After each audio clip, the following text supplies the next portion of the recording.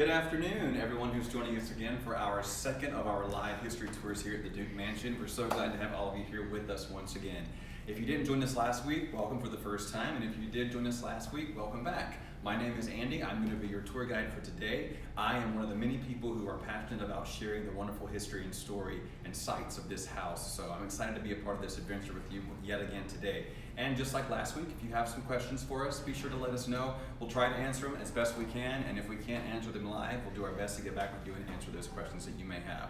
So last week, if you joined us, we did an entire tour of the first floor, both outside and inside, which was our living areas of the home. This week, we're going to be doing our second floor tour, which was our bedrooms for the home. Our house, the Duke Mansion, has, again, just a little refresher, we have 32,000 square feet as a part of this house. It includes 20 bedrooms. All of our bedrooms are on both the second and the third floors. Today, we're going to really spend some time digging into the second floor and give you a little bit more of a peek of not only the bedrooms themselves, but some of the other families that have lived in the Duke Mansion. So you can see we just came up the grand staircase, so we're going to take a right and hang a right to our parlor. Our parlor, we are excited to say, actually has a fantastic history exhibit. That's always on display here at the Duke Mansion that anyone and everyone can come enjoy. It lists and identifies all the different families that have lived here at the Duke Mansion. So a lot of people don't realize there were more people than just Mr. James Duke who lived here. So this is very exciting for us to be able to share that. I'm going to go through some of the history that I did last week really quickly and just kind of get us up to speed, and then we're going to make our way around and see the other families that lived here. If you'll remember, Mr. Zebulon Taylor, he's the gentleman who built this house in 1915, and it was only a third of the size that we have today. This is actually a picture of the front of the house, not that we have today. Today, it's the side of the house that goes out from our kitchen and leads into gardens, but that was originally the house in 1915 when Mr. Zebulon Taylor built it. This picture below also shows the house upon when it was first built as part of the Myers Park neighborhood. You'll notice here in the neighborhood there are a lot of already mature trees and trees that are fairly large and not just saplings. Well, this picture down below shows you why. John Nolan is the architect and the landscaper who actually designed and created the Myers Park community, but James Buchanan Duke had a big role to play in that. Again, before he even lived in Charlotte, he was already a member of Charlotte because he was always coming back and forth into town to do business. He saw them building the Myers Park neighborhood, and he let them use his wagons to bring in full-size trees so that we could have full-size mature landscaping here in the community right away. So Mr. Duke played a part in making the Myers Park community the beautiful community that we have today. Excuse our noises as we have some business going on. Also, this is a picture, we have no idea who this is, but this is just an example of how the grounds have always been open to neighbors and guests to join us to stroll and to just enjoy social time together, the same way they are today.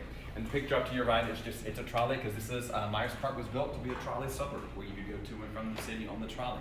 If you go around the Myers Park community, you can actually still see some of the old trolley stops that have been restored so beautifully and wonderfully. This next section, our stop here, is for Mr. James Buchanan Duke. You saw a picture of him last week. The picture below is of his daughter Doris. You saw that real portrait downstairs, which is in front of our grand staircase. If you remember last week, I talked about the Wonder Fountain he was so proud of that shot water up 150 feet in the air. That's a postcard, actual postcard of it. I joked last week that it was such an important site that some people, it was like the Eiffel Tower of the South. But when you came down here, you wanted to get a postcard of it and send it to your family and say, hey, look what I saw. Other pictures of Mr. Duke and his brother Benjamin, who was his partner in the tobacco industry. And the picture below, if you're familiar with the Carolinas, there's a dam in Great Falls, South Carolina that Mr. Duke helped to create, and that's a picture of the day they were breaking ground to start that dam. After Mr. Duke passed away in 1926, which we talked about last week, if you want to learn more about this, I know I'm going at lightning speed right now, but if you want to learn more, go back and watch our video from last week, and all that information and more is in that tour as well. In 1926, Mr. Duke passed away, and the house was purchased by Mr. C.C. Coddington. Now, Mr. C.C. Coddington, they already had Mr. and Miss Coddington. This is a picture of her, Mrs. Marjorie Coddington.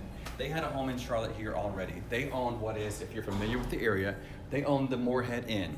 When Miss Coddington passed away, Mr. Coddington and his three sons, they wanted to get out, they wanted to change the scenery, so that's when they purchased this house. He moved here with his three sons in 1926. The picture at the top left shows a postcard where it is called the C.C. Coddington Villa, about the year when he purchased the home and moved in here. He was a guy who made a big contribution to the Charlotte area as well, for two reasons. Number one, he was the only Buick dealership here in the Carolinas. Mr. Coddington purchased a building that was in Uptown. It was called the Coddington Building. Sadly, it's not there anymore. It was just recently torn down last year, I believe. But he purchased a building, and that was where he could sell his Buicks. If you got a Buick in the Carolinas during this time period, it came from Mr. C.C. Coddington. Also, he's very well known in Charlotte because when he purchased the Coddington building, on the very top floor of that building was a radio station that he inherited. And when he inherited that radio station, he was pushed to come up with some call letters. So we need something to call this radio station. And he said, well, call it WBT Radio for Watch Buick's Travel, which later became the WBTV that we have today. Pictured below the postcard are he and his three sons, the year they purchased the house. Very strong family unit, even though Mrs. Coddington sadly passed away. And there's a close-up picture of the Coddingtons, Connie Dabney and Bill Coddington below, that was taken from 1926. Sadly, Mr. Coddington, you'll notice that their timeline here was very short as well. He was only here from 1926 to 1928 because he passed away in 1928. So at that time, our house changed over to different owners. Next up came the Cannons. If you're familiar with Cannon Mills Textiles, that's our Cannons. They are the Cannons that moved in 1929 and stayed here until 1956. The picture in the top left is, of course, Mr. and Miss Martin L. Cannon, and it's a beautiful portrait of our pictures of both of them. And then if you look diagonally to the right, the young lady who was in the white outfit with her brother putting on her roller skates, that's Jimmy Cannon and Frances Ann Cannon, who were their children. Funny thing, an interesting story is that Frances Ann got married here at the house, which at that point in time they were calling White Oaks. She got married here, and in attendance for that wedding was her former boyfriend, Mr. John F. Kennedy. They had dated for a while, tried it, it didn't really work out. She married somebody else, but they remained very, very close friends. Picture on the top right, of course, is just people enjoying the yard. And then the picture below Mr. and Mrs. Cannon, we got a little bit of notoriety in 1938 when the Duke Mansion, which was called White Oaks again at that time, was featured in Town and Country magazine as one of the most beautiful homes in the United States. And that's a picture from that photo spread. And then down below also is a very important part of our history. The Cannons, like every family here, hosted a lot of great events and powerful, influential persons here in this house. In 1940, they hosted persons who were it included General George Marshall and also different doctors here from the Carolinas who helped to discuss and create the MASH unit that was later used for the Korean Wars and other wars that followed. So that's a very important part of our history as well. In 1956, the Cannons left, and we come to the Linebergers. Mr. and Mrs. Lineberger, our picture on the top left, you may recognize them if you joined us last week because our Lineberger library downstairs has that very portrait, those two portraits in there. And this is also, last week we gave you a little bit of tidbit of information about the chandeliers downstairs. Both the chandeliers that were mentioned that were original to one of the families that lived here, that was our Linebergers. They were huge collectors of antiques, and they were able to beautify this house as all these families did. I love this picture of the Lineberger family just because it's a typical family picture. I love the look of death that the mom is giving the kids, and it shows that it's a real family unit, that we really had families staying in this home, just like we did with the Cannons and then even with the Coddingtons, going all the way back to Mr. Duke. Down below, I'm not going to go through all the pictures on this. I do recommend you guys come by and stop by and see us sometime when the COVID restrictions are a little bit eased back, because there's a lot more that I'm not telling you, but I do want to mention on this one that in 1966 we had our first tragedy here at the Duke Mansion when the third floor caught fire, and essentially the entire third floor was ruined. The Linebergers had to face the difficult decision whether or not to restore or just to move on, and they luckily decided to restore this beautiful home to the house that it was before. They painstakingly did that. I've read that it took about 1.5 years to 2 years to do so, and they restored the house to the beautiful home that we have today. However, in 1966, when it was time for the Linebergers to move on, the Junior League worked and tried to make this very similar to the situation we have today, a historic inn and meeting place and a nonprofit organization. They tried and worked, and the deal was everyone here in the Myers Park community had to agree, and we were not able to get a unanimous decision. So that's when we went through what we jokingly call our dark ages. The house was sold and was sold to a developer that broke up this house into condominiums. So this beautiful historic home from the early turn of the century America was broken up into condominiums. I haven't seen a lot of pictures of that, but I have heard that it looked like a really bad frat house. So I don't really want to see many pictures of that. And that's where our final family that lived here comes into play. You'll see a picture up here of Mr. and Mrs. Rick and Dee Ray. They're the founders of Raycom. If you're following any kind of sports media, you'll know what Raycom is. They were actually looking to build a home here in Charlotte, and so they came to look at the condominiums to rent one for themselves. And when they did so, they loved this space so much they ended up purchasing the house. So in 1989, they became our owners of the Duke Mansion, and they stayed here until 1996. The picture we're focusing on now, and that's actually an ad from the Charlotte Observer when they were trying to sell condominiums here. That again, the house at that point in time was still called White Oaks.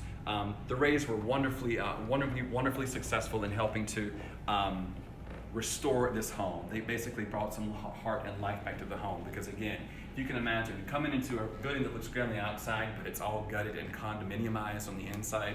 It's a little heartbreaking. The Rays restored the house and had a wonderful family here from 1989 to 1996. At that point in time, what happens? We're out of families. Well, our future was a little bit uncertain again in 1996, but that's when the Rays cooperated and collaborated with Duke Power to be able to lead a community effort to create this as a nonprofit historic inn and meeting place. And we were finally successful, and in 1998, the Duke Mansion actually opened to the public as a nonprofit inn and an historic meeting place. And again, just like I mentioned last week, a part of that nonprofit is the Lee Institute. So you'll also see a picture once again of Mr. Bill Lee, who was a former CEO of Duke Power and a strong community leader and well-respected community leader who the Lee Institute is named after. To give you the short and sweet answer for this week as to what both of those mean, the Duke Mansion, we protect and preserve the past, and the Lee Institute helps to build a stronger future for Charlotte. So go back, I do encourage you to go back and watch last week's tour because we talk a little bit more in detail about what the Lee Institute is, but it is our programming arm that goes out to help strengthen the community and make Charlotte a bigger and better community. So all of these families, not just Mr. Duke, if you walk away from this section of our historical tour, just remember that everyone here that was housed in the Duke Mansion played an important part in Charlotte's history, helping to make Charlotte the community that we have today. And I know you can see that, and I encourage you to do a little bit more research. Every time I try looking into each and every one of these families, I find something new and exciting. So do your research and check out all the wonderful families that lived here. So that's it for history for the moment. Now this way, we're gonna head to the end of the hallway. These bedrooms are, there are two side by side and they're adjoining. And I believe these are our only adjoining rooms, correct? Interior, yes. Yes, interior that adjoin. Except for upstairs. Correct. Yes. And so they were Mr. and Mrs. Duke's bedrooms. Yes, shocker, gasp, they had separate bedrooms. That was not an uncommon thing back then, and it's not an uncommon thing now, actually. This was Mr. Duke's bedroom. Where we're going into today was Mrs. Duke's bedroom. It's a lovely space. If you didn't join us last week for our tour, I do want to mention again that a lot of times we get questions, is this the original furniture to the home? It is not the original furniture to the home. With all that history that I just went through and all the different families that stayed here, you can understand that it would be very, very difficult for us to be able to hang on to a lot of the original furnishings.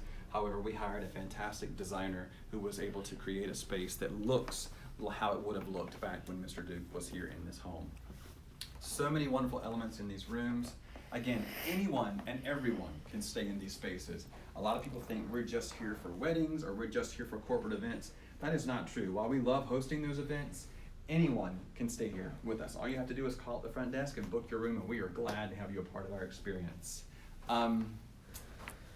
Interesting fact is that, you want to take a peek at the bathroom? Yes. As fun as that is, right? Do you hear the lights? Got to see the bathroom.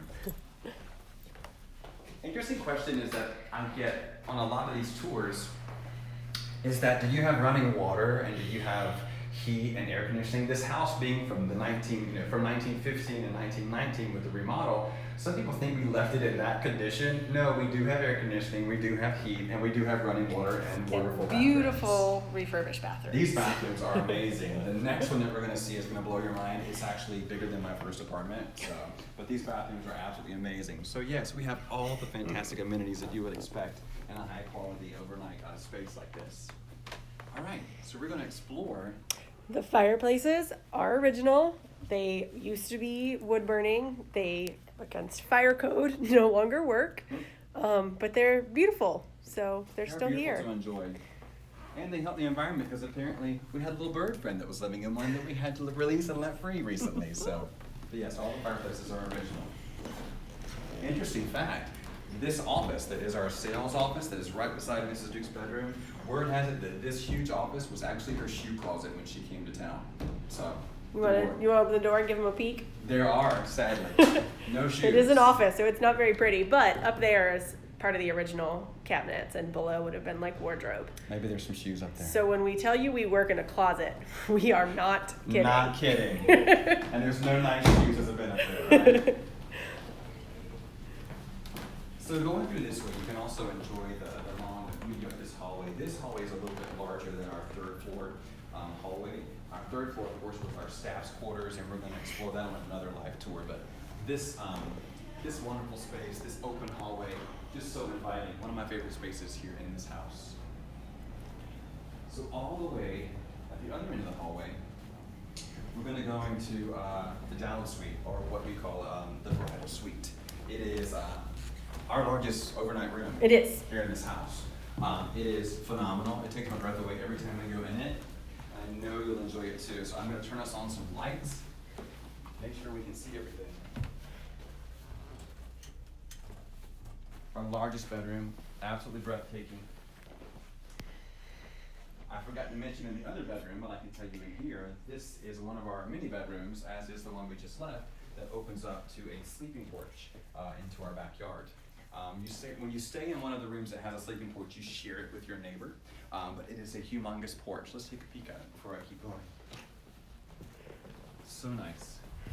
And Andy, explain what a sleeping porch is So, and why it's called a sleeping porch. Good question. Thank you, random person. A sleeping porch is actually, especially here in the South, it was not uncommon for it to be so ridiculously hot and humid in houses that people would pull cots, or a lot of times they would even have cots that would live out here on the sleeping porches all the time, and they would truly sleep outside. So it's a sleeping porch. So a lot of times before there was the great air conditioning that we have today, people would sleep out on their porches, and that's why one reason why you see this one is so large. It's wonderful. It's a wonderful space for reading, for relaxing. A lot of our guests will have their breakfast out here. They will order a glass of wine and enjoy out here.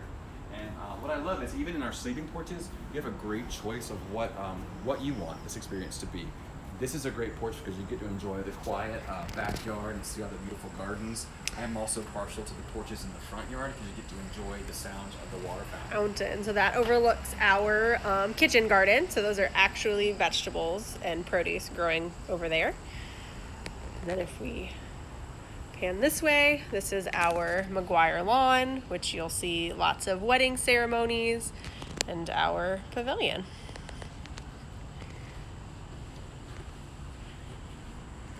One of my favorite elements, right past the herb garden, the potager garden, you probably barely see it, but there's a sculpture of Peter Rabbit. Sorry, I might be able to, yeah. We always get a lot of questions about that. That is not a fake looking tree. That was actually a real tree that was struck by lightning that we did not want to get rid of, so we hired an artist to come in and make a sculpture out of it. So you'll have to stop by and enjoy a little stroll through our gardens and check that out, because that's a really fantastic, it's Mrs. Rabbit and all the kids. And it's a fantastic little secret that hides in that little secret children's garden. Coming back in the bedroom, you'll see large overhead ceilings, exquisite crown molding, fantastic architectural elements around every corner. But you have to see the bathroom. The bathroom is amazing. So this is only half of it. There's a whole bathroom section over there, but this tub is the tub that dreams are made out of. This shower, well, there's two shower heads. Touch your own conclusions. I'm just saying. Wonderful, wonderful shower. Nice bench shower as well, but this bathroom's amazing. And again, this is of course our bridal suite, most popular for that. But we have just regular overnight guests that want to stay in this and pamper themselves, and we say go for it. This room, if I'm not mistaken, well, not the bathroom, but the bedroom that we're heading into, has a little bit of notoriety. If you are fans of the Showtime show Homeland, it was filmed here a couple of years ago, and if I'm not mistaken, this was the room they used to film. It was the Vice President's country home, and it was filmed in this room. So a little bit of Hollywood history, and I believe you can also see, if you look it up on YouTube, or I don't know which episode, you'll have to do a little bit of research there, but you can actually see the exterior of the house as well. So they took some great shots here, but yeah, they filmed it all in this room, and so it has a little bit of history as well. But yeah, where to next? Is that everything for the second floor? I think I so. think so. Yeah, we don't have the boardroom open, but I can post pictures later, and I guess you can just give a little bit of background on that space. Yes, the boardroom that Brittany was saying, it's other than the hallway, it's at the end, the opposite of the rooms of Mr. and Mrs. Duke. It's not just a board. You're thinking, why is a boardroom exciting? Well, it's actually because that was Doris Duke's bedroom, and also I mentioned the Linebergers. That was a Sarah Lineberger's bedroom. So it was our Duke Mansion ladies' room, we like to call it. There's some great pictures.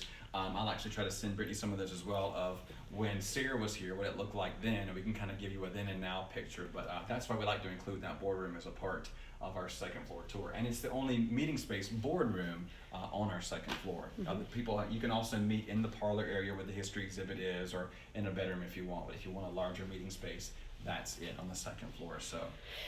Is the parlor like that cut out original to the home? Was that always just a parlor space? I'm thinking so. I may Okay. be mistaken on that, but to my knowledge and just looking at the molding and the walls, it looks to me like that would have been a part of the Yeah. original extension. Because the house originally had 38, 42. Rooms? Yeah. Yeah, we Was- definitely changed the right. setup, and we got help with that, I think, with the whole condominium issue. Right. And we were kind of having to rebuild after that, but So when the Rays lived here, where these two rooms were not adjoined and it was one big master suite. that's a good question. I feel like they had this kind of like end of the house. Yeah, I think so. And I believe when we walked down that hallway where that mirror is hanging, Yeah. that used to look out. Okay, I think there was a window there. that makes sense because and it was closed in because you have the bathroom here now. Yeah, because they had done all this for this to be their room, so that sounds Right. Yeah. So that's it for our second floor tour. It's not as much information as last week, but still some great information. We've got some more tours in mind, so stick with us. We also, one day we're going to talk about our third floor. There's a wonderful history exhibit that is not so formal. It's some great family shots and gives a little bit of heart to the home of all the families that lived here. So we'll explore that, and there's also a great exhibit up there about the Myers Park community that we'll take a peek at. And I know it's a little weird looking at our gardens from up here. Don't sweat it. We're going to have a whole garden tour to be able to go into the history of some of the gardens so you can get a full look at all that space outside. So stay tuned for that. But otherwise, thank you for joining us. If you have any questions, again, let us know. If you want to come visit with us, give us a call, and we're glad to make that happen. But otherwise, thank you so much for joining us today, and have a fantastic afternoon.